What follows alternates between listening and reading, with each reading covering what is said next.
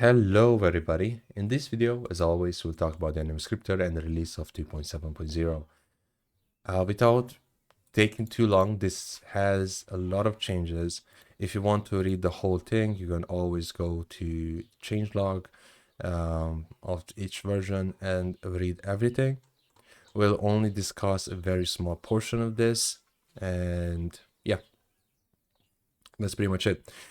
This version will bring support for macOS. This support is very experimental. It's built for GitHub Actions, so it's not built on my system by any means. It's not tested on my system as I do not have a MacBook. I will eventually get one, as I promised. It will just take a bit of time. But until then, please try this out. Let me know if it works, if it doesn't, what works, what doesn't work. And afterwards, yeah. We will technically have a hopefully working macOS port of the backend and frontend. Yeah, let's talk about the frontend changes or the Adobe Edition changes. You may see the toggle buttons have been changed to checkboxes. These checkboxes have one primary goal is to lower the footprint of the whole UI and also improve on the user experience.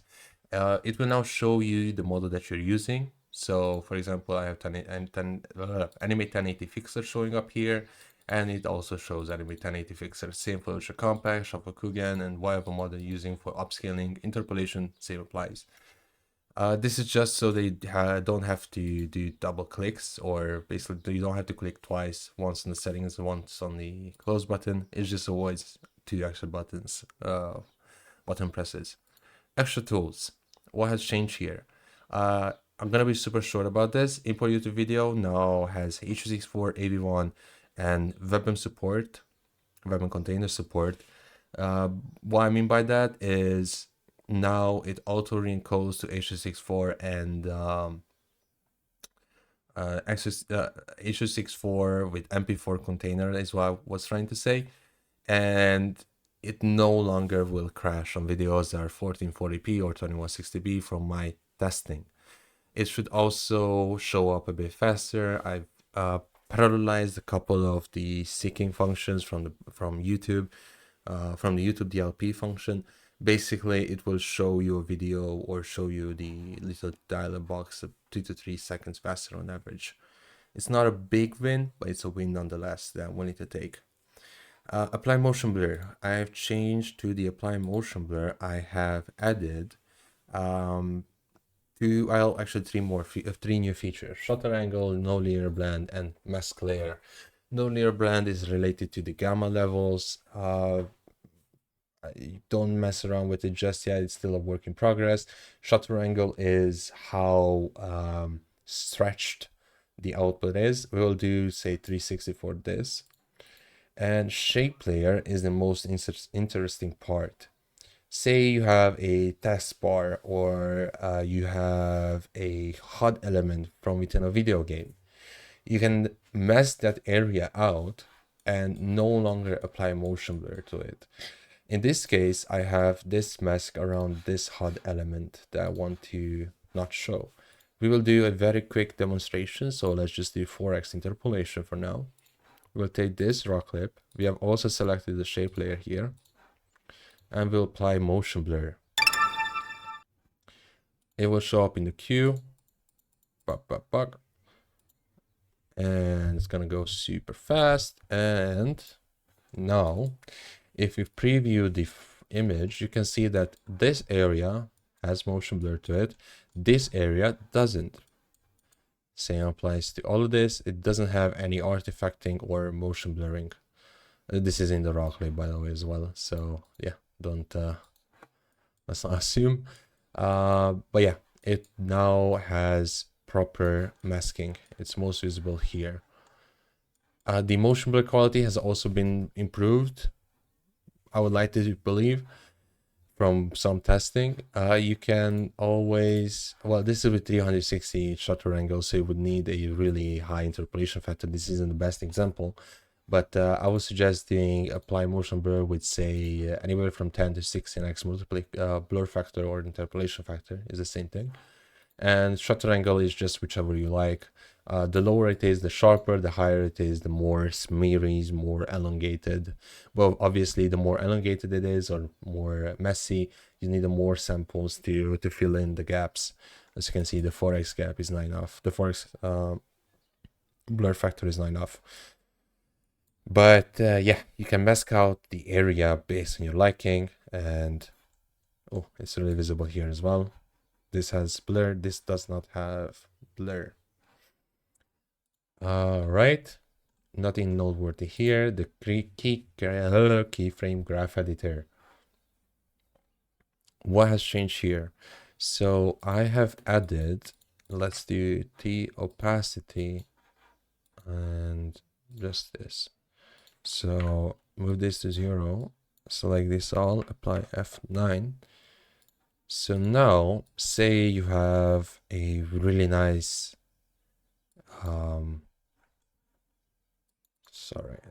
So say you have a really nice graph that you want to remember, you want to save, you don't want to remake. Well, in the keyframe graph editor within the TheAnimeScripter, you now have a read button. So you select the 2 keyframes that you want, press read, and it will automatically translate it to the UI of the TheAnimeScripter's graph editor. So you no longer have to mess or manually also do it here. I've also accidentally showed the other feature. There's also a push changes to After Effects while dragging. So basically, if you don't want to mess around with this anymore, you can always just use its own graph editor. You can see how it modifies itself. So you no longer have to use the built-in graph editor if you don't wish to do so. You can always just use in real time this graph editor, and which I believe and I hope it's better than the one After Effects offers. There's also an import and export feature to the presets. So if you want to share presets between your friends that you made, you can always import flow.ts presets or export them as .ts presets, and you can share them. You can share the presets with your friends. I've also added, let's just make this test 1. If you go to test 1, add. So test 1, you can now rename the presets, change some values around if you so wish. The preview has been improved slightly, or you can also delete them. All of these can be modified by you as you wish. All right, the biggest change, auto cut clip. So what is auto cut clip? Auto cut clip is the feature that we already had present in the extra tab, but it has now been moved here. What is new to it? You can now select the clips that you want. So I have here this test video. All right, perfect, nice. So we'll use the new model Transient V2 CUDA. We'll have this clip selected. Let's delete the shape layer. Let's move it here, and we'll do auto cut clip. It will pre-render the video, but if you do not wish to pre-render the video, you can always use the base input. So this skips the pre-render step of After Effects and just uses the base video layer, in this case 1080p resize and before, and cuts based on it, not on this video layer. And say you like this 3 previews, or sorry, scene cuts. This is the base input, this is a preview, or this is a cut, this is another cut.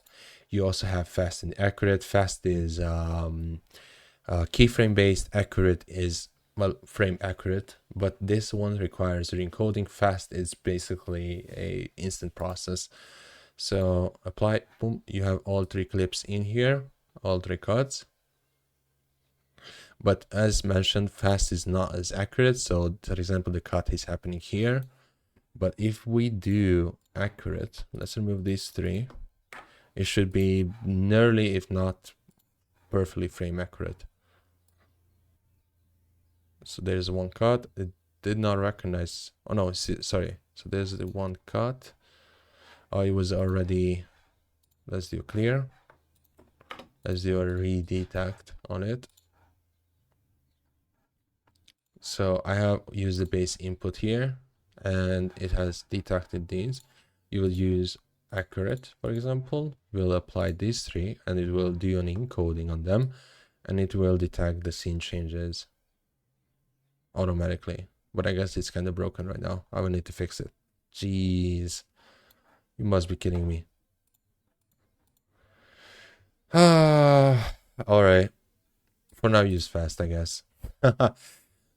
We'll fix it. I will fix it eventually. But yeah, this is what's new with it. You can select clips as you wish, and cut them automatically and everything in between. It's all done automatically for you. You no longer have to cut clips manually. I want to emphasize the fact that this was inspired, at least from the end goal, was inspired by AM Verge, I believe it was the name. The UX, at least. Obviously, the implementation was already present in TAS. I just needed to implement the UX, and yeah, the general idea is from there, but this was a claim room implementation of it. And yeah, it shows the duration, shows you everything, and you can also choose whichever model you want. These are free. These are based on these are for GitHub sponsors. Transnet V2 is what I recommend, or MaxVit if you so please. Yeah, that's pretty much it, I believe. You can also read the what's news here, all of the change logs that I mentioned. I've improved the performance, security, and everything related to the GitHub sponsors workflow. It should hopefully no longer delog you every couple of days. It will now have a silent relog, and yeah, that's pretty much it. That was the TheAnimeScripter 2.7.0. Thank you for watching, and thank you for using the TheAnimeScripter. Have a wonderful weekend. Bye bye.